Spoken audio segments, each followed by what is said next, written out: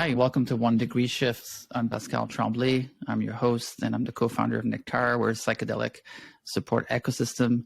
And on our podcast, we have intimate conversations exploring psychedelic wellness and the journey that comes with it and what it means to integrate psychedelic experiences into daily life. And today I'm honored and really excited to talk to Joseph Mays. He's an ethnobotanist. He's a program director at Chacruna's Indigenous Reciprocity Initiative. Hi, Joseph. Hey, Pascal. Thanks for having me. I'm really happy to be here speaking with you. Yeah, likewise. And where are you calling from today?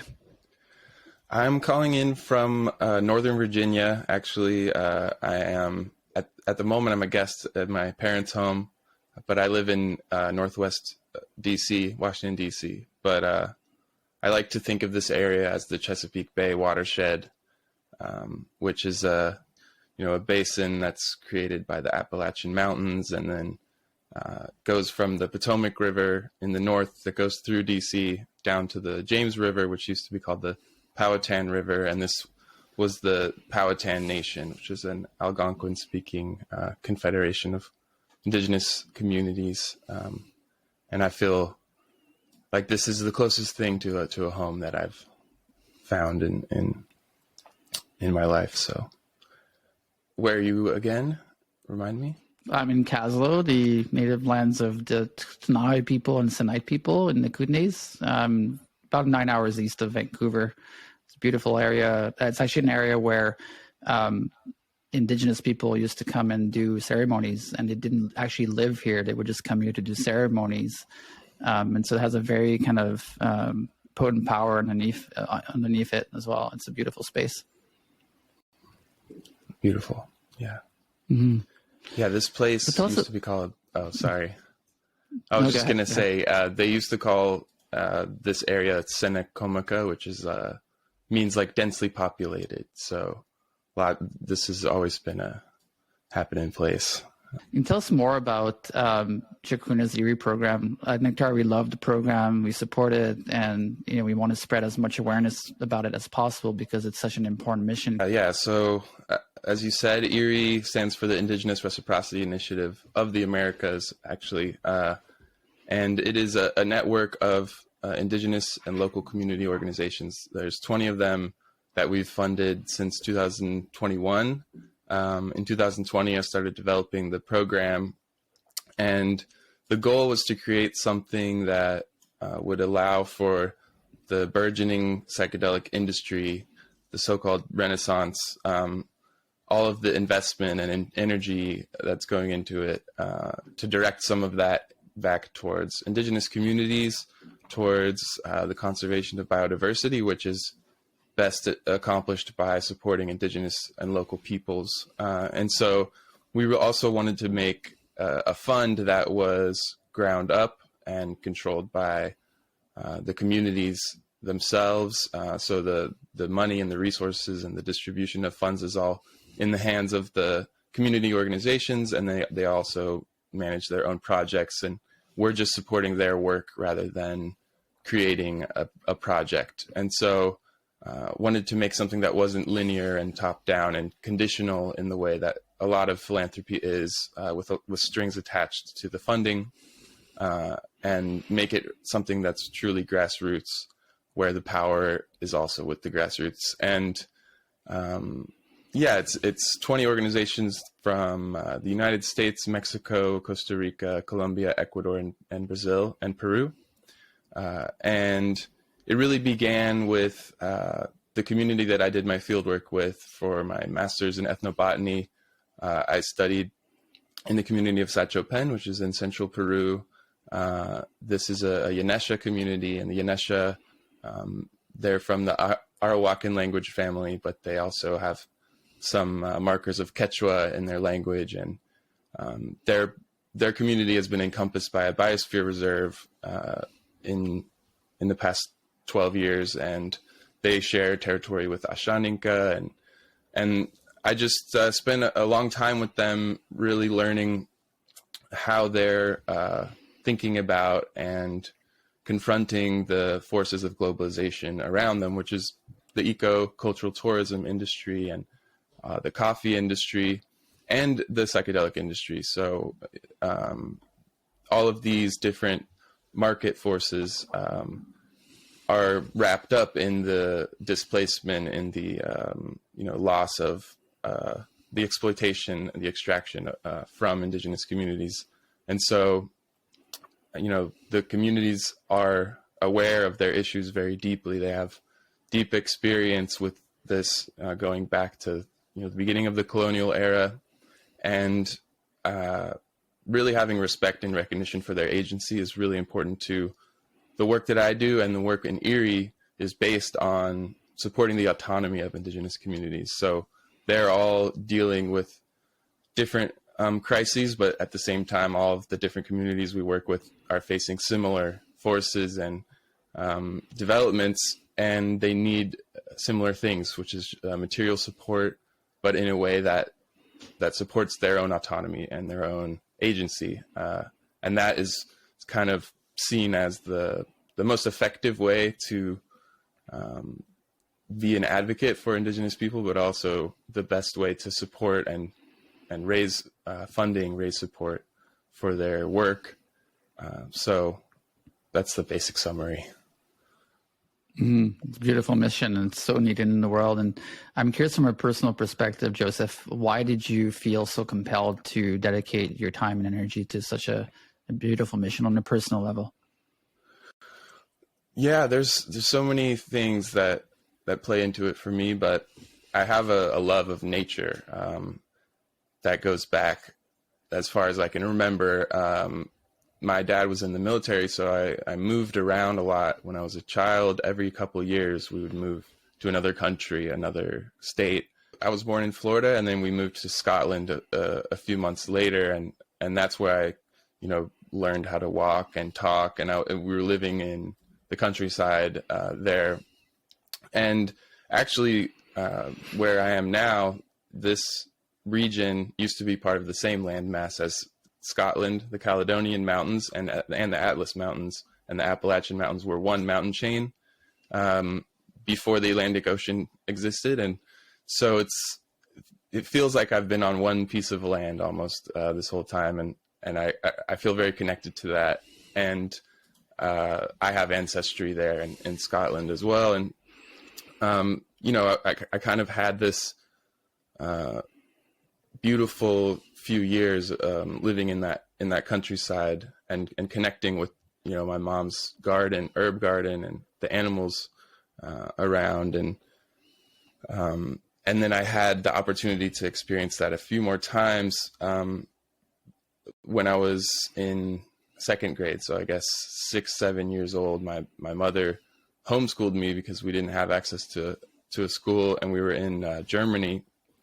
And we used to do all sorts of like natural history projects. I would go identify different, seeds and cones, and learning the difference between the juniper berry and then other conifers, and going to the pond, raising tadpoles into frogs, and then, re-releasing them. And I really became I fell in love with that, and always wanted to do something related to it. I loved just the inquiry of it. I was very inquisitive. But, I started to also learn that things aren't going so well for the biosphere in a lot of ways. And why is that? And what are the causes of it? And how can I do something to impact that? And over time, I developed an interest in biology. I decided environmental science. I wanted to be like a marine biologist because a lot of our environmental crises are concentrated in the water cycle and the oceans and the wetlands. And eventually, I went to my undergraduate, and I wanted to go to art school, but I ended up doing a bio major, and then I had a elective in anthropology, and I had a professor, Edward Absey, who studied with the Mazatec in Oaxaca when he was younger, and he taught a course on ethnography, and I started, getting really into reading ethnographies and trying to sort of get into a different cultural perspective, a different way of relating with the world and with other people. And I ended up dual majoring in anthropology as well. And I was working in horticulture. I was working in like regenerative agriculture, permaculture. I worked at an ecological reserve and in Ecuador, my first time in the rainforest. But I also had this people-oriented, culture and community-oriented calling. I did, an ethnobotanical survey with the local community, and the ecological reserve was very conventional. It was, owned by some people from the United States who purchased some land with the intention of protecting it and restoring it. And it actually had a big impact on the local community because the water in the Camarones River was positively impacted by the presence of the reserve further upstream. And it's the last remaining pocket of rainforest in that region. And when I was eventually in grad school for ethnobotany, this is when everything became kind of distilled for me, which I was studying at the School of Anthropology and Conservation, but it's actually like a lot more divided than it sounds. The conservationists, the bioconservationists have a certain approach, and then the social anthropologists have a different approach.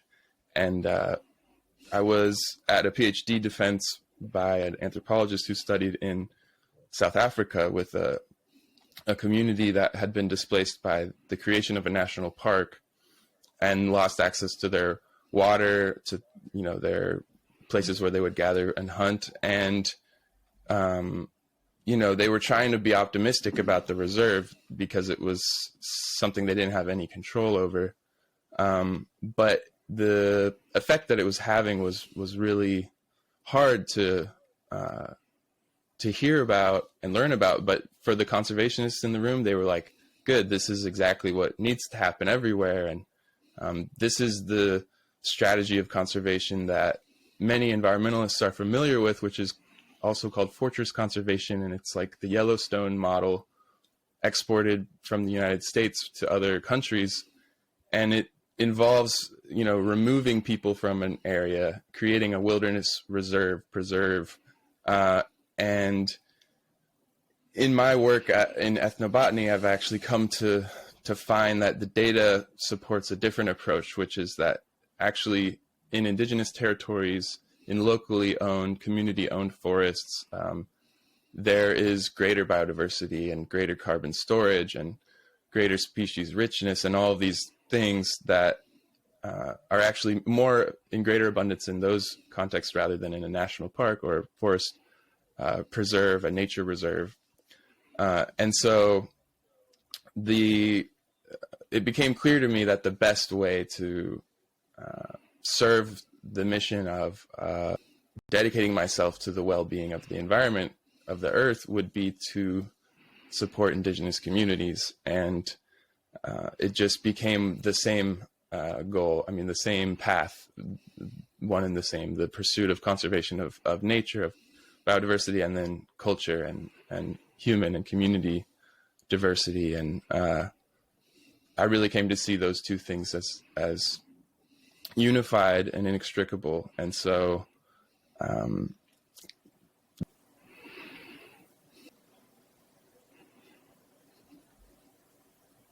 that had a different way of relating. And it's only recently that we've come to a point where that understanding is sort of just accepted, that we are separate from nature, and the best we can do is mitigate harm. And that's just a unfortunate truth that everyone needs to accept. And I think we have to get away from that and try to see that actually human communities being healthy and thriving is what is best for the earth as well. And it's one community. But Yeah, and when you speak about around the reserves is very fascinating to me because it kind of depicts kind of the Western view of things, which is, very black and white thinking, very rigid and very kind of, fortress model you mentioned to me speaks a lot about the way we approach things in the Western world. And I'd like to touch on the statistic or the science that you mentioned before around the conservation aspects of indigenous-led communities. Can you speak about that? Because I believe it was a research, and they came up with kind of like a summary of the findings of the research around locally indigenous-owned communities and how it affected biodiversity. You want to talk a little bit about that for those who haven't read it? Yeah, sure. There's a huge number of studies that have been done by environmental anthropologists, ecologists that have come to this same conclusion. The work of Agrawal, Agrawal, is a researcher who's done a lot of work around this in Southeast Asia and India, showing the same thing. There are other researchers in Amazonia, Miguel Alexiades. I'm speaking mostly to the anthropological lens, but there's just hard data, quantifiable, ecological studies that have shown this and demonstrated this in many different contexts. If you look into the biocultural approach, if you look into biocultural diversity, any studies around that term, you'll find a lot of support for this this point of view and the data that shows those findings throughout the world. And then on top of that, there's also the correlation between biodiversity hotspots and then indigenous territories, which is also, if you look up that connection, you'll find plenty of studies. And there's also, I think, a recent article that summarized some of these findings was published by Manga. They have a good website where they publish shorter versions of articles and journal articles, studies that talk about some of these findings. And And where does the psychedelic space come into this mission, this vision of yours and Chacruna's vision around indigenous reciprocity? What is the role of psychedelic? How did psychedelics play a role in the creation of Erie, and also how are psychedelics playing a role in the work you're doing now and in the local communities you're working with? I think right now, or at least at the beginning, I just saw psychedelics as a way to open up this conversation with people, with the audience that's interested in psychedelics. Everyone's attention is on psychedelics. How can I use that as an opportunity to highlight these issues and also try and speak to some of the blind spots within the psychedelic communities around the use and the practice of psychedelic medicine. Can I use this as a way to,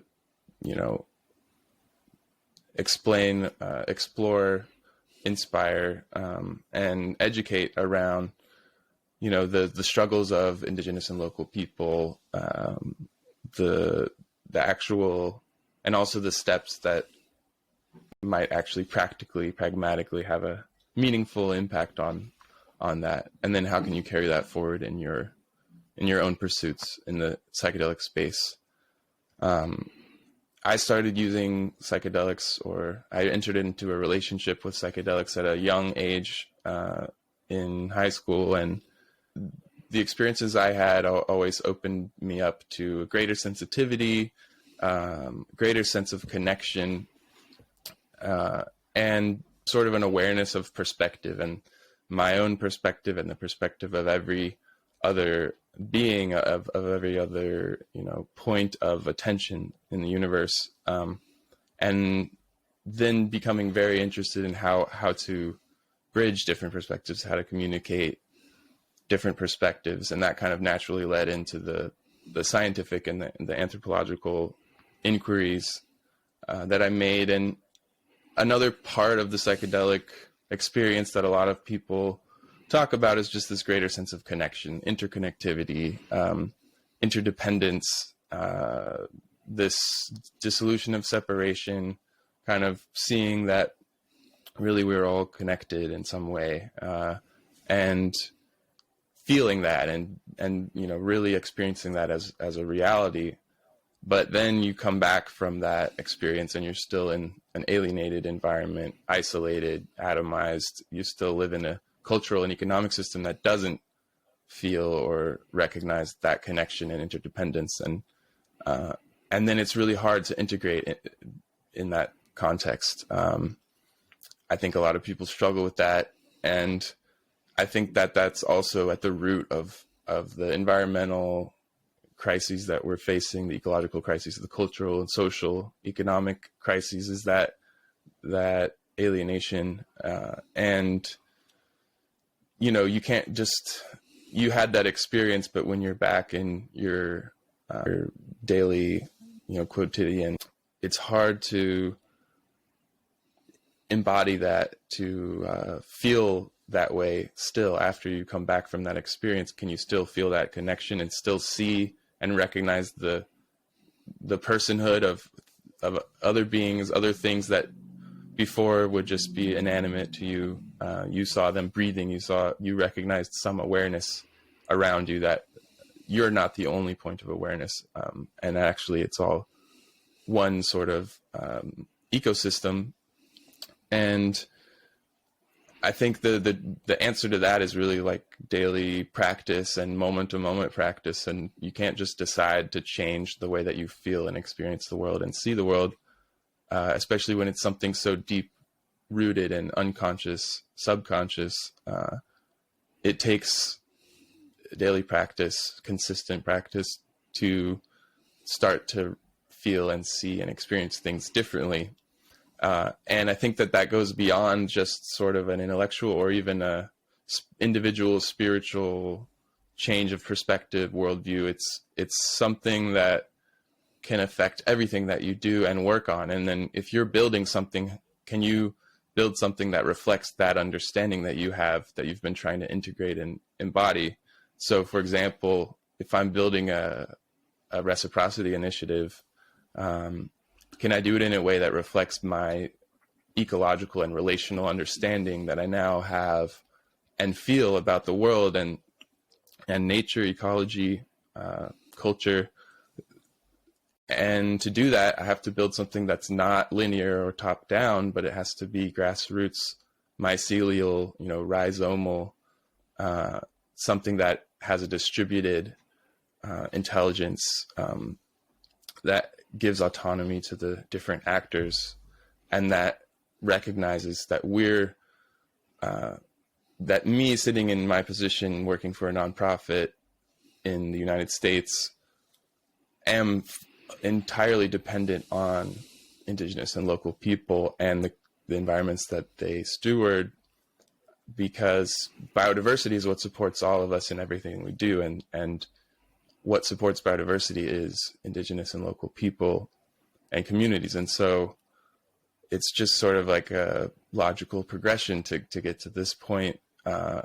But I think that sort of change can be applied to almost everything, building a business, building a practice, you know, if you're in healthcare, if you're in working in mental health, whatever you're dedicating yourself to, we're all looking for ways to integrate the understandings that we've had, that are creating such beautiful, you know, breakthroughs in mental health and treating so many different conditions. And I think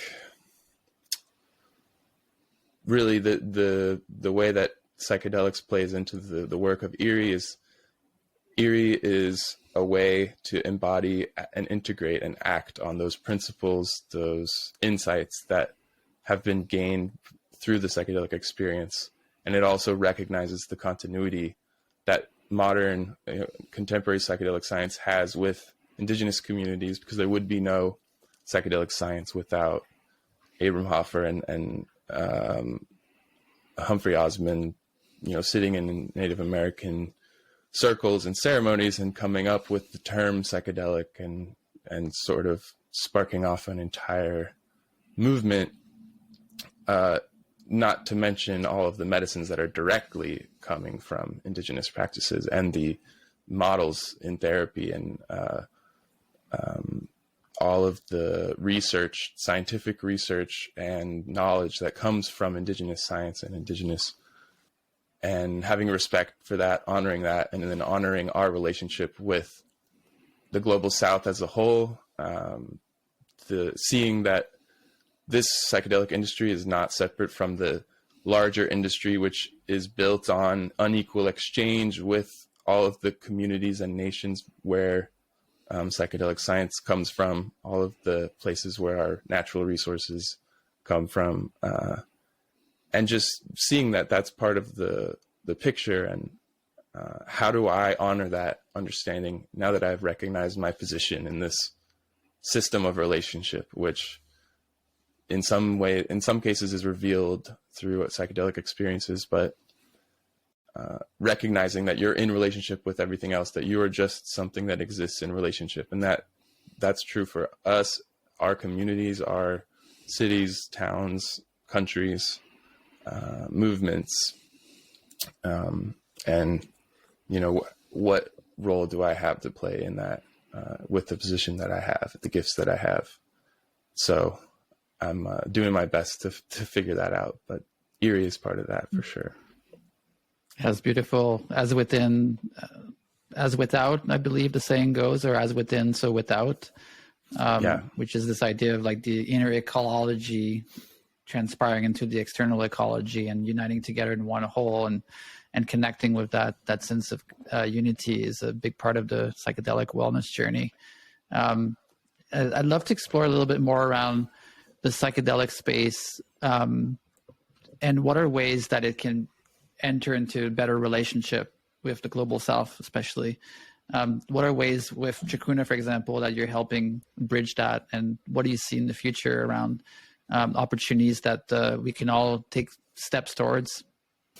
Yeah, I think that a lot of people, there's a researcher, Nicholas Powers, writer, professor, who I met at a symposium in Minneapolis called Big Psych, and he gave a talk and he talked about what to the marginalized is the psychedelic renaissance. What does it mean to my neighborhood? What does it mean to, and then for me it became, what does it mean to the global South? What to the global South is the psychedelic renaissance? Because a lot of people are really excited about the promise of psychedelic therapy and all of the different products that will be on the market. And it's not really the question of accessibility of benefits to more than just those that are already privileged and have a certain level of wealth and ability to enjoy these advancements. That question doesn't get as much time at the conferences that I've been to. And it's really difficult in the United States too, because we don't actually even have any level of universal health care, publicly funded social welfare, really. And the problems of lack of food security, of lack of clean water, lack of basic things, food and shelter and healthcare, are all barriers to people ever experiencing the benefits of psychedelic medicine in any context. And those are structural issues that we need to confront. And I would like to see a lot more of the creativity and just amazing ingenuity of people in the psychedelic space dedicated to those problems, which we really have to face if those promises of the psychedelic movement and Renaissance are ever going to be enjoyed by more than just a few people. And just recognizing that and seeing, what are the challenges that are preventing us from getting there. I think a lot of it seems like untouchable structural tendencies that we can't affect as individuals or even as small communities. Like I said before, it's like an all-encompassing cultural and economic system. It's hegemonic, it's inescapable, and one little fund or initiative isn't going to change that. What I would like to see in the psychedelic space is, what are ways that we can build things that challenge those structures within whatever limitations we have? So if we're working as a business owner or an employer, can we make it an environment that's as grassroots and ground up as possible? How much, democratic participation is there for everyone involved? What is the structure of the way that, profits are shared? Is there a reciprocity component?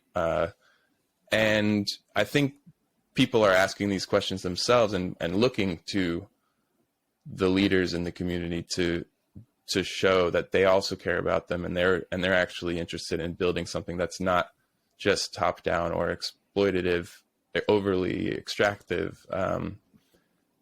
And there's lots of experiments going on. I think Erie is an experiment in pursuit of that. And the more that happens, the more pressure there is from the ground up to build things in that way. And even if you don't really care about it, if you hope to succeed, you're going to have to at least show your consumer base and your audience that you care about those things.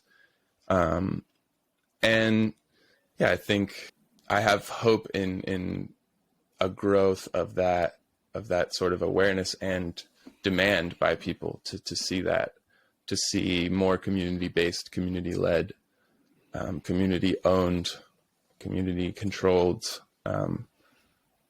projects and more equitable distribution of resources, and more attention to those supply chains and those chains of relationship. And the indigenous communities that are impacted by the psychedelic industry are experiencing a lot of the same things that non-psychedelic industry has been engaged in for hundreds of years, and this is just the newest market, the newest sort of face of a fundamentally exploitative and extractive relationship that the global north has, and it's a big issue. It's a huge problem, or it's an idea that's hard to even imagine being able to impact. But I also believe that, individual actions are really powerful. We have to think both locally and systemically, and think about both individual and collective action. And if we've recognized our position within this ecosystem of relationship, then we also have the power to act on that recognition and understanding. And I think that also comes back to this idea of community autonomy. So the way that Erie is built to support autonomy primarily, because there are these big structures that are seemingly untouchable, but the more autonomy that we have as individuals and communities, the better we can confront something like that. And so indigenous communities, especially if they have more autonomy, more stability and control over their resources and their communities and territories, then when those big structural forces come along, they are in a better position to navigate that. And so they negotiate relationships with outsiders, with outside industry, with tourists, with other people all the time, and they're going to be in a better negotiating position the more autonomy they have, and they can dictate terms to anyone that's interested in their resources, whether that's plant medicines or knowledge, culture, land, and I can't stop those forces from being there. But the more autonomy that communities have, the better they're able to confront them. And the more that grows, that autonomy, the more we're moving in a direction where we can really change those big structural things that are part of the situation, not just our individual behavior and actions. Yeah, beautiful. And I'd like to touch a little bit on the business side of things, because I've always had this project in mind with Nectar around like Nectar being a living organism that is a surface for integrating our psychedelic experiences. Like, how can we best reflect the insights we've got from them psychedelic experiences into an organization, and looking at the smallest of relationships from that lens, and trying to do our best to undo the ways that are not honoring interbeing or honoring interconnection. And so it's looking at smaller things, like how do we have meetings, like how do we relate to people that we connect with as partners, like how do we create offerings that are accessible. Like there's so many different little things that are really like a great space of contemplation for people out there running businesses or being part of. That is a beautiful journey of healing, really, and both personally and collectively. And so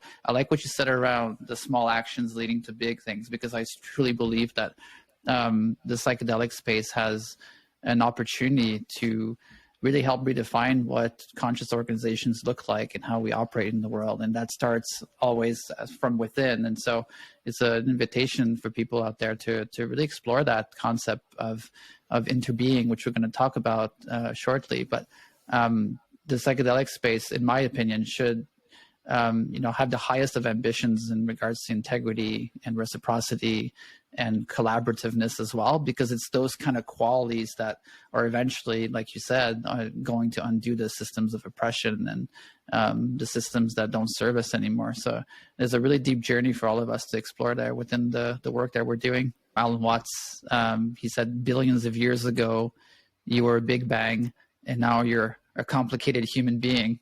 The law of interbeing says that everything is connected to everything else. So that means that we ourselves are a relationship. We're not a separate being having relationships. So we're a totality of all the relationships. And so the word interbeing, it really invites us towards a shift to a new story that's more beautiful, that's more connected, that's more harmonious with the wider community of life. So it's really a reorientation of the ego to eco, and accompanying interbeing awareness is really a core concept of many psychedelic journeys. One of the core or main things that people have been surveyed around what they've gotten out of a psychedelic experience was a sense of unity and a sense of higher consciousness. How do you relate to that word interbeing, and what does it mean to you in your life? Yeah, well, you put it really beautifully. I think thinking of ourselves as a relationship rather than a self or a being that's in relationship, understanding that the self is actually just a relationship, and that we're just existing in relationship, and there's no separating anything from the things that it's in relationship with. I mean, my English words are betraying me because I have to keep saying thing, but no self can be identified that's separate from the other selves that you might point to around it, or even what you might not consider a self, like the land or the water, the physical geography. You can't describe, Alan Watts also said, you can't describe somebody walking without also describing that they're walking on something, and then that is connected to something else, and it's just an endless chain of connections and relationships. And then that's really what we are living in all the time, and our ego, which allows us to navigate through the world, can sometimes give us the impression that we are actually a separate self, when really that's not the case. But we are still in a unique orientation within that relationship, and so that's going to guide the decisions that you make as a point of awareness. and as a being. Something that I learned from Robin Wall Kimmerer, who wrote Braiding Sweetgrass and Gathering Moss, and she's an indigenous from the Potawatomi Nation, and she was asked about like appropriation, and if we're trying to embody that interbeing, does that mean that we need to adopt other practices from other cultures that reflect that? Because we don't have that. It's hard to get there if we don't have that cultural conditioning or education. And I remember that what she said was, one of the things that is commonly associated with indigenous practices that reflect this interbeing is gratitude to the land, expressing gratitude to other beings, gratitude to that relationship that you've recognized, and that is something, that's the core and basis. But you can express gratitude in a number of different cultural contexts, and so if your intention is to do that, you do it within your cultural framework. So that's what it sounds like you're doing in Nectara, trying to integrate things into that culture and community that you're building and that you're coming from and moving into. And, that doesn't have to look exactly the same way as it looks in another culture. But it's still coming from the same source, and the same understanding of interbeing. Yes, like exactly. And it speaks to, I believe, and I think you've mentioned that earlier as well, around like disconnection being one of the main ailments of societies: disconnection to self, disconnection to others, disconnection to the web of life. And I've seen it a lot in, ceremonies and psychedelic experiences. There is a fair level of indigenous teachings and practices that get built into the ceremonial space because it comes from a space of interbeing, and it comes from a lens of often our own culture doesn't quite have the same practices and ways of viewing the world. And so we're faced with this idea of really wanting to honor interbeing in our practices, but also not having the teachings and not having the embodiment of those things within our own culture to be able to express that from a space of authentic origin. Can you speak a little bit about that? So I'm not saying that cultural appropriation is great, let's just borrow everything, but it's something that is very prevalent in this space to talk about cultural appropriation, and it's a very hot topic these days. Yeah, well, one of my teachers, Belinda Riacho, speaks about appreciation versus appropriation, and I've seen that kind of dichotomy used a few times. And respect is one of the missing components when appropriation is identified. And I think it's ironic that the tendency to disconnection and alienation is sort of manifested in this attempt to like pick and take things from indigenous practices and put them in something else and cut them off from their roots, remove them from their cultural and environmental and community contexts and put them somewhere else.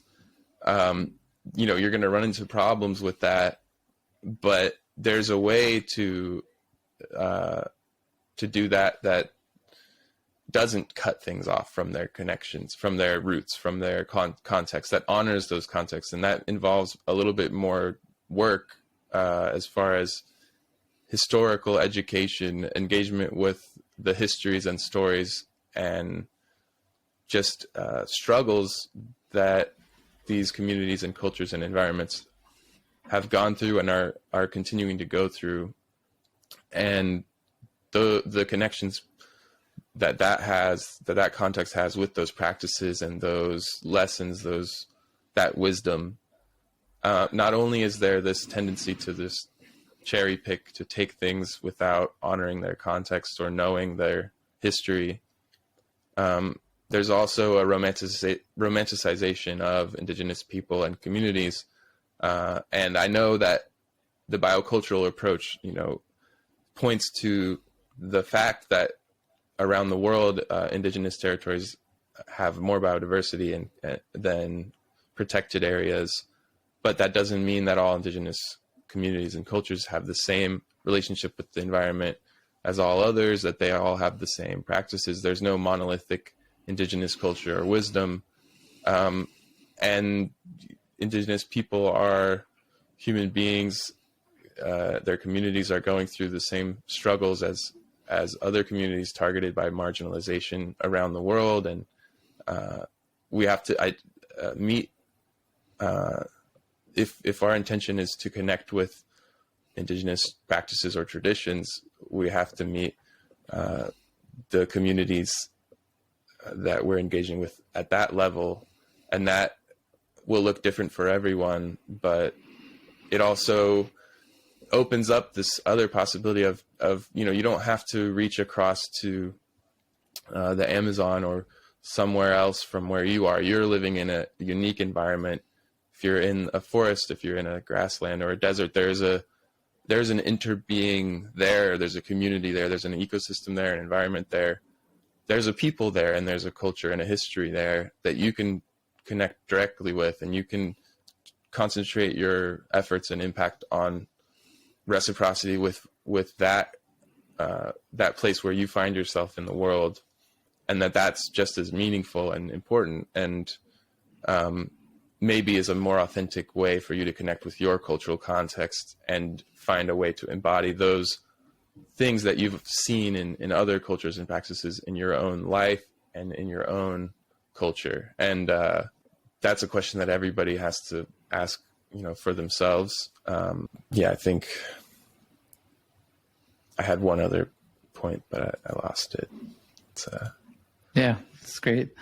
And into being, one of the invitations for viewing the world that way is it's all about the relationships. It's all about seeing everything as a sacred whole, and trusting really in the orchestrating intelligence of the world. And the psychedelic experience, of course, brings us into this state of gnosis, of like embodied, immediate felt sense of connection to the rest of the world. And you talked about that a little bit earlier, which I want to bring up again. It's this idea that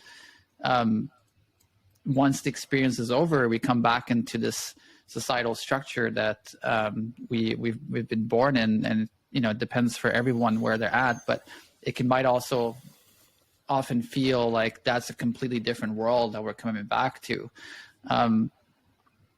What are ways that people can bridge those two worlds? What are ways, and you talked about action earlier, how can people bridge that psychedelic experience into changing that narrative or changing that societal structure that they come back to better reflect the interbeing that they felt during their experience? And it's a big question, and there's probably millions of different answers to it, but I'd be curious to hear your perspective on that. There are so many answers to that, but I think the one that has the most salience for me, that's been the most impactful for me, is having a daily practice, and a daily spiritual practice, but it doesn't have to be religious. One of my teachers, Bede Griffiths, who was a monk, used to say that even an atheist can have a relationship with God if they're dedicated entirely to truth, to justice. If you're dedicated to something and you have a consistent practice every day, that is how you will see those changes come, even against your will, like against what you think are your tendencies, and despite or in spite of the feeling of alienation that you might have because of your cultural context. That having a daily practice of some kind, a contemplative practice, or a body practice, something like that, is where you learn and actually embody and change and integrate that different way of seeing and experiencing the world into your into your experience of your daily life and your mundane relationships, your relationships with your friends and family and your local community, and that's where the real psychedelic work is. And also, of course, doing something with the land where you are, having a relationship. If it's on your windowsill, you have some plants. If you have a garden, if you're able to have a community garden, if you're able to do something that keeps you in constant, regular relationship with other beings, with that relationship and interdependence, interbeing that you are speaking to, keeping yourself in that, having ways that you are engaged in that every day, every moment, all the time, keeps that understanding fresh and embodied, and it's a lot less likely that you'll be totally re-encompassed or recaptured by that feeling of alienation and disconnection. And then from there, it's also like, in what ways are you integrating that into your work, into the projects that you're involved in, into the actions that you take beyond just your personal practice, your personal life? Yeah, beautiful. There is kind of this dance between the internal, the soul seeking of harmony and unity, and we're constantly dancing with the external world that constantly feels like it's both pushing us away and welcome us in like this cosmic embrace. We're constantly interfacing with the world in many different ways, like how I'm sitting in my chair right now is interfacing with the external world. And so how we interface between our inner world and the external world is really ground zero for psychedelic integration. And there are some cultures that talk about this concept of the sacred space, which is the space between an exhale and an inhale. And they call that the sacred space because it's where trust in the world and ourselves and the web of life really comes in. It's the pause between the exhale and inhale is the space of trust in the cosmic intelligence and trust in the living world around us. And it's a beautiful space of, for example, integrating interbeing into our daily life. It's exploring that sacred space between the breaths and what's living there, and exploring all our relationships and that very small space that we often forget. I personally forget about it all the time, but it's also an opportunity, invitation to like maybe pay attention for 5 minutes a day and feeling what's in that sacred space and what is it telling us. And we've talked about this in a previous call, but you had some really interesting insights around that healing our trauma isn't the whole thing. It's our whole community and the world that's connected to ourselves and others. So healing is always a societal thing. So it doesn't make sense to link it all to the individual. So you had shared that, the therapy model is focused on that. It's focused on the individual. You need to heal, you need to transform. And in the psychedelic space, there's a lot of language around that too. It's around your personal journey. It's like around healing your trauma, and that's all great, but it's also within the context of interbeing. What does a bridge between those two seemingly incompatible words, interbeing and individual, look like from a therapeutic, transformative model? Beautiful question. I think one point I just wanted to mention before I get into that is that reciprocity, I think, is only something that can happen within that interbeing space. And so there's not really reciprocity from the global north or from the psychedelic industry to indigenous communities just because there's a fund or some sort of philanthropic endeavor doesn't create reciprocity. I learned about reciprocity as a young anthropologist from Catherine Allen, who is an amazing ethnographer who studied with a Quechua community in Sonco in Peru, and talked about Aini, which is often translated as reciprocity. It's Quechua concept of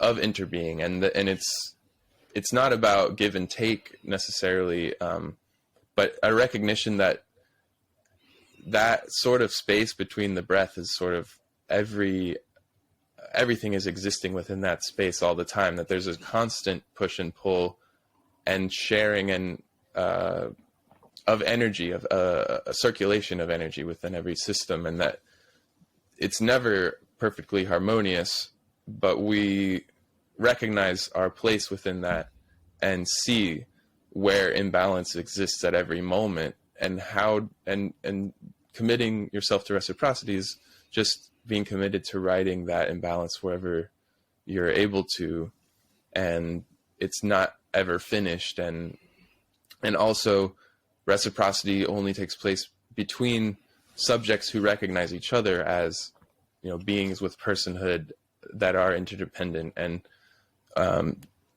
necessarily it can't really happen between one entity that's extremely powerful and wealthy and another one that's totally suppressed or oppressed and exploited. They're not on equal ground to have that reciprocal relationship.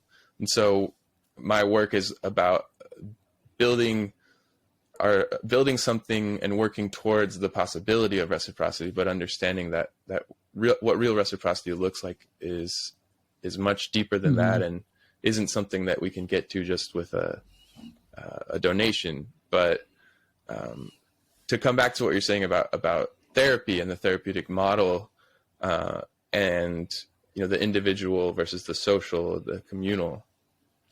I have another colleague, Adam Andros, who is a PhD candidate who worked at a retreat center for a long time, and one of the things that he talks about is you know, participants would comment on the different things that have worked into their healing.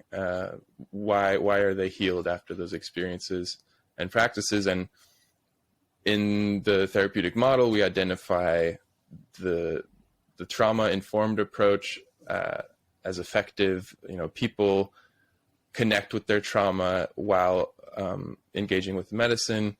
They might re-experience it. They might reintegrate it in a different way. They have an insight on it. They experience something from their childhood, from the perspective of themselves as a child. They have some sort of personal insight. Maybe they have a meeting with another being, another teacher, and, you know, that is something that can create healing and change in someone's life, and that's kind of what the therapy model is based around. Is like, if you're seeing a therapist, can you identify some of those things that are connected to your personal journey of self-actualization, of self-healing?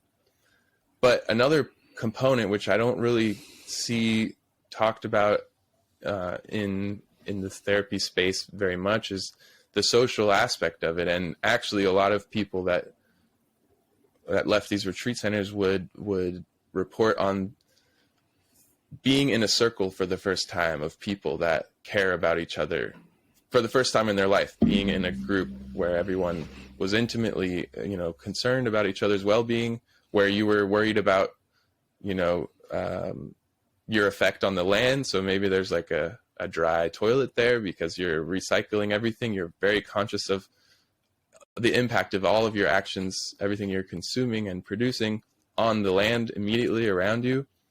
And you're living in a very close community of people who are all there to be vulnerable and have trust with each other.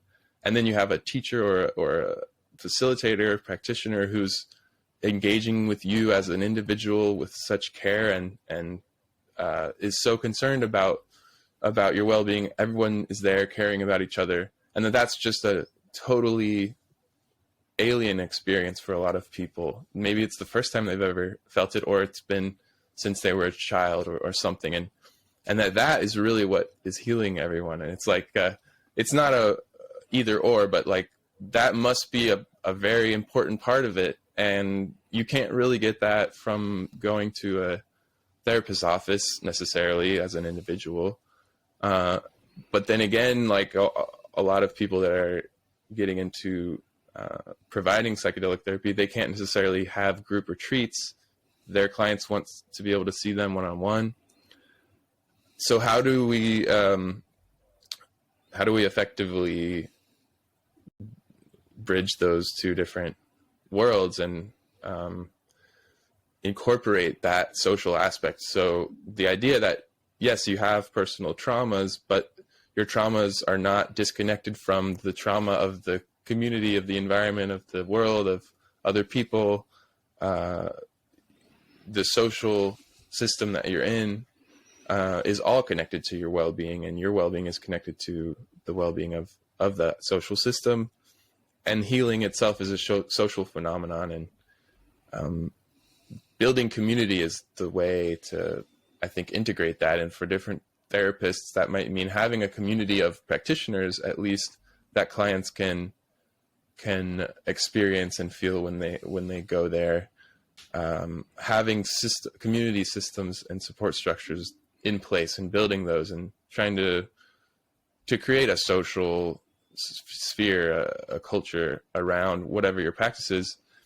And some people are experimenting with having more than one client at a time. Maybe it's just two at a time. Like I had and it's not like you only have the group setting in indigenous plant medicine spaces. There's one-on-one healing that happens, but the understanding of the medicine and the healing is always in that context of social relationship, and social relationship not just between you and other human beings, but all beings, the land, and it's a society of beings that includes non-human persons as well, and that's just as important. And you can certainly incorporate that in different ways into your practice, and as a therapist, find ways to honor that side of the healing process, which is maybe what that looks like is just your relationship with the patient, and understanding that relationship is an important part of the healing. I think a lot of people have that, but it's maybe not given as much weight as the pharmaceutical mechanism of the biochemical mechanism of the medicine, or even the psychoanalytical experience of, connecting with the trauma. Then the social side of it also has to have an equal, part of that. Beautiful. I wrote an article a few years ago around how psychedelic businesses can use nature as an inspiration, kind of like using biomimicry in some way. And what you're talking about really inspires me to explore that a little bit further with you, is this idea of the psychedelic space and the therapeutic model, looking at nature, as the most amazing designer in the universe. Probably Mother Nature can teach us a lot about harmony and interbeing and connection and community. I can't think of a better teacher. Do you have other inspirations around, how the psychedelic space, like either for businesses or for individuals on this journey, or organizations, or the therapeutic ways of doing things that could be inspired by nature? What are maybe elements of nature that we could be inspired of to create more harmonious, interbeing-led spaces? Yeah, I mean, I think that's that question really touches on a lot of what we've been talking about with Erie and my approach to philanthropy, to indigenous advocacy, to conservation. It's all about taking those lessons from nature, and those lessons are lessons of relationship, of interconnection. If you are, if you're intending to intervene in a natural system, but you don't recognize that that's an intelligent system which is operating by relationship and exchange and cooperation between all the different intelligences that are in that ecosystem, then your interventions are going to be harmful or ineffective. So having that recognition before you even start anything is important. And I think it can look a lot of different ways in different contexts, but a lot of really kind of trying to hammer home that message, maybe not hammer, but like massage, or just really emphasize and communicate that idea of interbeing, which is so hard to embody because we just don't, our cultural conditioning and all of our surroundings are telling us that that's not the case. That interbeing is just a spiritual or new age concept, or it's not part of the material world. But actually, if you study the material world, you see that it's fundamentally interdependent and interconnected with all material is only existing in that sort of relationship. And you see how that looks in different natural systems, in the forest, in the grassland, in the desert. You see how all of the microorganisms and microbiomes are connected and mediating exchange between other organisms and larger organisms, the macro, and that exchange of information, communication of messages, sharing of resources, distribution of resources is how it all works. And are there examples that we can point to and that remind us that there is personhood and intelligence within these systems, like the sensitivity of flowers? Like, I like to talk about different, symbiotic and mutualistic relationships in nature, and biomimicry, as you mentioned, these fascinating displays of intelligence and communication in different natural systems. And it starts to help chip away at that conditioning that we have to not recognize that and not see that, because the basic assumption of the biomedical approach is that there isn't any agency in nature.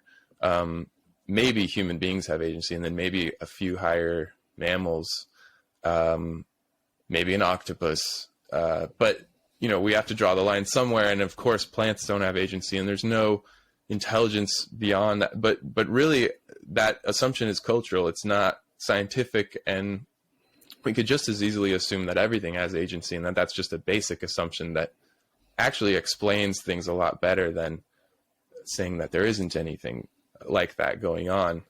And you can see it everywhere. I mean, you can see it in, I just mentioned, like, I think it's the evening primrose. There was a study in Tel Aviv that showed that their flower petals are like ears, and they actually listen to vibrations, and they can recognize when their pollinator is near, and their specific pollinators' wing beats produce a specific vibration that they recognize, and then they produce more nectar so that they're rewarded if they come to the flower, and that's very specific to that one pollinator. It's not just a random vibration hitting the flower. And there's a million examples like that, even more complicated and fascinating, that just makes it hard to accept that it's just devoid of agency, that there's just sort of random interactions happening. And if you're able to sort of be reminded of that enough and see enough examples of that, it helps with that embodiment, and in conjunction with your practice and everything, in getting you to a place where you really do experience the world and see plants and other organisms as intelligent or as persons. And I think that will just naturally sort of have an effect on the things that you do. And I don't know if I can predict exactly how that would look in your particular case, but building things that reflect that. And for me, that means if I'm going to build an organization or a program, I want it to be structured in a way where the power is distributed to the grassroots, because I know that that's how natural systems work, and that produces better results. You're going to have a better yield. If you structure your food system that way, it's going to be healthier. It's going to be more resilient. It's going to have higher yields of more nutritious foods. rather than something that's a monoculture, that's linear, that's top down, which is easy to conceptualize if you're coming from this place of alienation, where you have this assumption of agency that is just coming from you and maybe some other people, but that means you have to control things from a certain position, and there's no reason not to. If you flip that and see that actually the way that things work well in the ecosystem and natural systems is in this root system, this mycelial system, that's the best way to share and distribute resources. How can you reflect that structure in the things that you're doing? And so for me, that means working in community and collaboration, supporting the autonomy of people at every level, and making sure that things are being informed by the network, by the grassroots, by the community. Mm-hmm. And what a relief it is, what a relief it is to know that we're all connected, and that in collaboration and in community, we have greater strength and resiliency and all the good things. And, I think we're living in an age that we're starting to reframe "I got this" to "we got this." And the psychedelic experience for me has been extremely nourishing to rewire myself to not have that lone wolf approach, and be more in community, and be more in relationships, and be more aware of the relationships that exist all around me. And I'm finding that the more work I'm doing within myself to clear the space for that connection to come in and inform me and instruct me, the more I'm feeling at ease, I'm feeling more creative, I'm feeling happier and more joyful, but I'm also feeling a lot more resilient, because I don't feel like I'm doing this by myself. I'm connected to all the people that are doing the kind of work that we're connected to, and in community as well. Like, we have a beautiful community that's forming locally here, and for the first time, I really feel like what community can really bring to the table, and that's really helped me a lot in my path. Coming back to the psychedelic experience itself, you talked about this a little bit earlier around kind of like integrating that experience of unity through daily actions, daily practice. And I found for myself that the psychedelic experience is a little bit like an elastic band. You have this really powerful experience, and it becomes, it stretches your elastic band to a new level, and then you come back home and it kind of comes back to the default, but like a little bit more stretched. And over time, as you do more work, and doesn't necessarily have to be psychedelics, the more work you do, the more the elastic band can stretch. Can you talk a little bit about kind of this transition that we're having socially right now, through transforming these old paradigms of competition, lack of reciprocity and right relationship, those type of things, into this new paradigm of interbeing, and what is the beautiful world that you're imagining possible here? Thank you for that question, and also the relief that you expressed made me feel more relieved and relaxed, because that that's part of it too, is the trust and surrender and ability to recognize that you're not just acting alone, and that you have a endless capacity for compassion, and there's energy and support there, and joy, celebration and play. Another thing, like everything we're talking about is so serious, but communities, when they get together, they play, they make art and music, and that's something that animals do. All sorts of different animals, even insects, play. And environmental or evolutionary biologists have to explain that it's serving some other goal, and it's not really just play for the sake of play. But it's really hard to defend that if you look at how many examples there are. And there's a great piece of writing by David Graeber about this called "What's the Point If We Can't Have Fun?" And it's talking about how play is sort of like this intrinsic, fundamental part of the nature of everything, and everything is at play, and even electrons are dancing, and like there's something there, and it's easy to lose that if you're just dwelling on the crises and the dark places that you see things going, and fighting against it and being exhausted and not resting. And it's really important to remember that relief.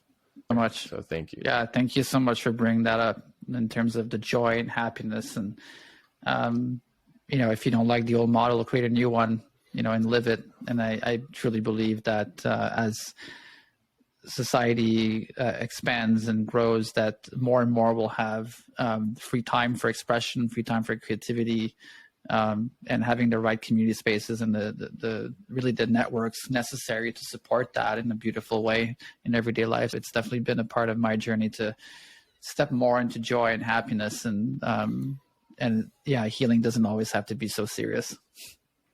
Yeah, that's another Alan Watts quote was, you can be sincere but not serious, and I like that, and I need help and reminders to be joyful and to play. And coming back to your other question though, which sends my mind in a lot of serious directions, just thinking about, is there really a change happening, and at what level, and are we really moving in this direction? And I'm not sure. I think that we are in a really tumultuous time, and there's a lot of opportunity. There's a lot of disruption, and that's where the opportunity is. And there's a lot of immiseration. There's a lot of crisis, and that could be increasing.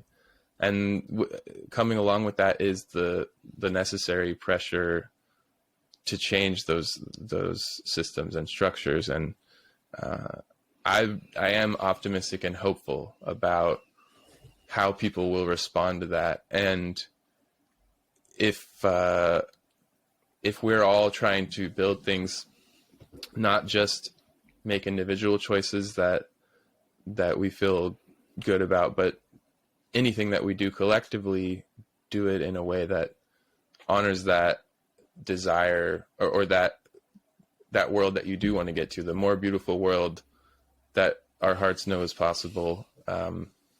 Charles Eisenstein, great book about that. And it's like, it's something that's connected to everything that we do and think about. And if that's your intention, if that's your heart's intention, and it's sincere, not necessarily serious, that's important, and that is meaningful and impactful. And then also your actions are the other side of that, and your impact, the impact of your actions. And good intentions don't really matter if you're still doing the wrong thing, but it's about trying to align those. And there's another Charles Eisenstein piece that comes to mind where I believe he was asked a similar question, and he tells a story about a woman who a very sick elderly person came into their care, and they basically had to spend every moment taking care of this person, washing them and feeding them and giving them their medicine. And they spent, over a decade of this, and that's like all that they had time to do. What impact does that have on all these crises that we're talking about, these ecological crises, these cultural, systemic, economic problems? You could argue that she wasn't using her energy in the most meaningful and impactful way. That all of us should just be dedicated to a cause. And even if you have to sacrifice personal relationships, it's ultimately serving a greater good. But I think what that story is supposed to encourage you to ask is maybe that is actually just as important and meaningful and impactful. For that one relationship of care to happen has an impact on the world. And it's not necessarily so easy to make that calculation and say that like any interpersonal relationship is not as important as this greater cause that you're serving or these bigger changes that you want to see. And even if you have to kill yourself to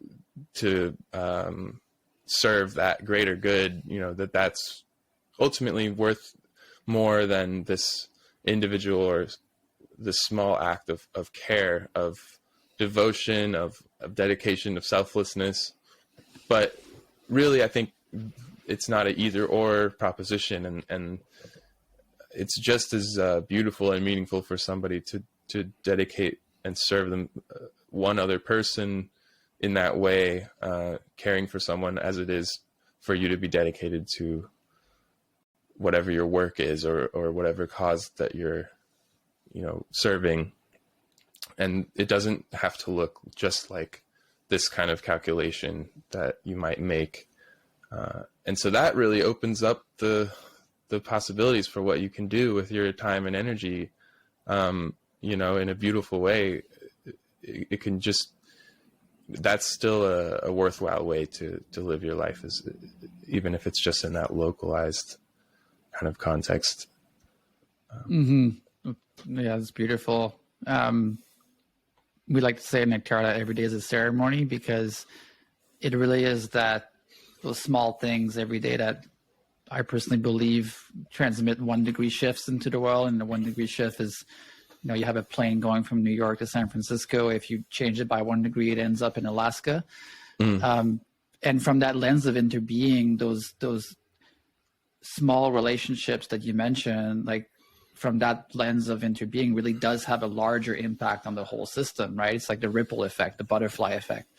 And so one thing I learned in my journey is that I used to have a lot of social anxiety, or a lot of climate anxiety. It's called solastalgia. Glenn Albrecht coined the term in 2017 to talk about this idea of the feeling of unease that we feel within ourselves when our home is at risk. And he coined that word because of climate change and because of sort of the anxiety, the social anxiety that's rising around that. And I struggled with that for many years until I did a ayahuasca ceremony, and I was going through the experience, and grandmother told me, like, don't worry, I'm going to be fine, you know. And there was a whole story that came around that as well, that is too long for this podcast, but it really helped shift my anxiety into more of like ease and relaxation and rest and trust. And ever since then, I've had this perspective of, you know, I'll just do whatever I can every day in every little moment to add positivity to the world and add, you know, what I believe is helpful to the world and the capacity I have. And so I invite anyone who's watching this that really does care about these things is to not have an attachment to things becoming quote unquote good. There's no guarantee in the world, but what we can do is hold that flame until the very end and feel very at peace around what we've been able to contribute to that greater story, and finding solace in that. And yeah, I just wanted to share that personal story around that, because there's this beautiful idea of interbeing and higher consciousness and new paradigm, and there's that micro element of that from within our own psychedelic experiences when we leave the experience and we go back home. And then there's also this macro one that we've been talking about, this kind of idealized version of the world that we all strive for. But there's also a lot of beauty in accepting that it's not necessarily going to happen overnight. There's a lot of gentleness that happens when you come to accepting that. And I believe that the core of that is essentially just accepting life and death, really. There's a very deep medicine, at least for me, around accepting death and not being attached to results. And I'm finding a lot of relaxation in that for me. Do you want to add to that for yourself? Like, what has been your relationship to that as you're trying to change paradigm and you're trying to change yourself and change the relationships and relationship to that desire for a better world? Thank you for sharing your story about that, and just the reminder not to be attached to outcomes, It's really important. Gives us the ability to be creative and free. And I think that's also a natural part of that play. And I do care deeply and have like a serious conviction about the things that I work on and do. But I think another part of that surrender, of that letting go of the results, is connected to humility. And I think being humbled by our position in this interbeing, understanding that relief that you touched on, that you can feel when you realize you're supported by and connected to all life, also comes with humility, because you realize that you're only this one small piece of awareness in a greater whole, and that there's a wisdom and intelligence within that which you can trust in that, and understand that that's much greater than any understanding that you can have as a individual ego. And that could be a source of relief, and just having that attitude of humility in the things that you do is another way of acknowledging that you're not in control of the outcomes and the results, because you aren't, and that's a part of control that you have to let go of. And I think we also get out of our own way, in a sense. We avoid maybe making certain mistakes or repeating mistakes if we have that attitude of humble in our work, and not being attached to it or identifying ourselves with it in that way allows us to be more teachable, to be more open to learning and changing, and then also adapting and adjusting. And so with Erie, with the Indigenous Reciprocity Initiative, I started developing it in 2020, and like almost a year later we launched it, and then now it's another year and a half, almost 2 years later. That has been a process of constantly learning and adjusting, and it still will continue to be that, and it's organic. That's an organic way to be, is constantly in flux and changing, and that also means you don't know exactly how things will turn out, and all you can do is make the decisions that you are making moment to moment and acting. And if you're going to act, at a certain point you have to let go of that, because otherwise you'll be paralyzed by that. And that's a really important lesson that I am constantly relearning and re-experiencing and encountering all the time. Likewise, yeah. What are ways that people, and thank you so much for sharing today. That was a beautiful conversation. I really appreciated your level of depth and wisdom and humbleness as well, and just like a host of different qualities that I really respect in you. And thank you so much for sharing with us. What are ways that people, what are ways that people, our pleasure, what are ways that people can get involved in Erie, and, from a business perspective, and also individuals, like what are the different entry points to supporting you? Thank you so much, Pascal. It's really been a pleasure for me. And I'm going to work on my podcast setup, because I now realize the sun is setting here and losing the light. So my lighting scheme is falling apart, but it's all about the small relationships, Joseph. I know I'm staying in relationship with the sun right now, because you're seeing nice. You're seeing it change. With Erie, another big piece of Erie for me is that it's open source. So you don't have to support the Erie program or Chacruna. You can go direct. We have the network on chacruna-iri.org, and you can connect directly with any of the organizations that have capacity and directly give donations to an individual group, community, or project. Or you can give to Erie, the Erie program, which gets distributed evenly to each of our Indigenous community partners. donating money is a big part of it, obviously. And if people have that ability, that material difference is what affects these projects and allows them to continue. And it's just a lack of resources. The projects are there, the people are there.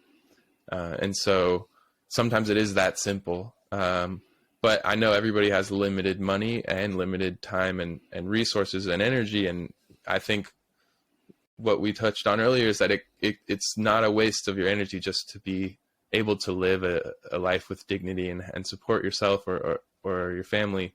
And if that's all you're able to do with your time, that's worthwhile.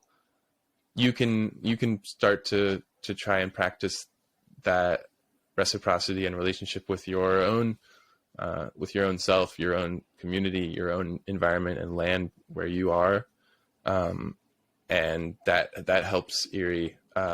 Also just staying engaged with Chacruna's work, getting into our newsletter, staying in touch with what's going on with Erie. We do publish updates almost every week, and we are working on a few different video projects with some of our partners, just ways to highlight the projects that they're working on, the struggles that they're going through, their perspectives on the psychedelic renaissance, on reciprocity. And those are educational materials for the public. So if you watch them, if you engage with them, if you share them, that's helpful. And just if you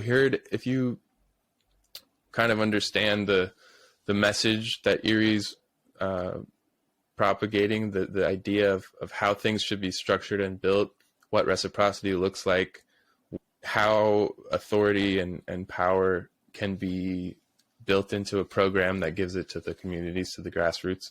You see that and you look for other organizations, other projects that embody those same sort of principles. That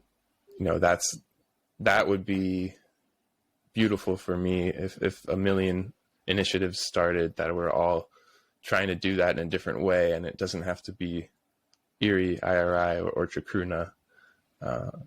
And so there's so many different ways that people can get involved beyond just the donation, although that is a very important part of it as well. Mm-hmm. Beautiful. Thank you so much for the work you're doing. And for people out there that are, people or businesses, there's multiple ways to chip in a little bit of money to Erie, or like add a piece on your checkout to donate when you have an event or you have an offering, you can give a percentage. There's lots of ways to give and start to live reciprocity. So thank you so much, Joseph, for everything, and take care of yourself. Thanks, Pascal. Really appreciate it. Take care. You too.